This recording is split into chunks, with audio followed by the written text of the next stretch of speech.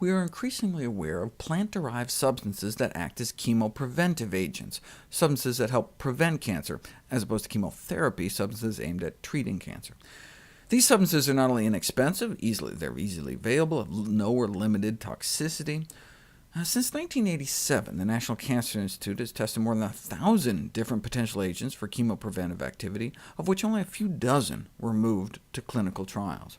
Curcumin, present in the Indian spice turmeric, which is used in curry powder, is one such agent that is currently under clinical investigation for cancer chemoprevention.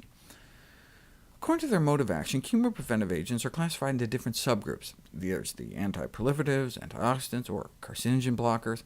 Curcumin belongs to all three, given its multiple mechanisms of action. Curcumin appears to play a role helping to block every stage of cancer transformation, proliferation, and invasion. It may even help before carcinogens even get to our cells. A study back in 1987 investigated the effects of curcumin on the mutagenicity, the DNA mutating ability of several toxins, and they found that curcumin was an effective anti-mutagen against several environmental and standard mutagenic and cancer-causing substances. But this was in vitro, from the Latin meaning in glass, meaning in a test tube or petri dish. What about in people? Well, it's not like you can take a group of people and expose them to some nasty carcinogen just so you can give half of them turmeric and see what happens.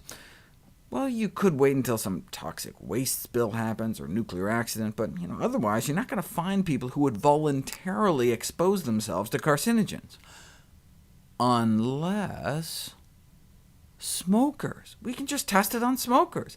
They've got carcinogens coursing through their veins every day. If you take some smokers, have them pee on some bacteria, this is the number of DNA mutations that arise. Remember, all life is encoded by DNA, whether bacteria, banana, or bunny rabbit. It's easier, though, when measuring urinary mutagens to just pee on some bacteria. The urine of non-smokers caused far fewer DNA mutations. It makes sense. They have fewer toxins running through their system. And if you have the smokers eat turmeric for a month, have the non-smokers eat turmeric for a month, nothing really happens. All right. What if you do the same for smokers, though? 15 days later, they're down to here. 30 days, they're down to here. Right.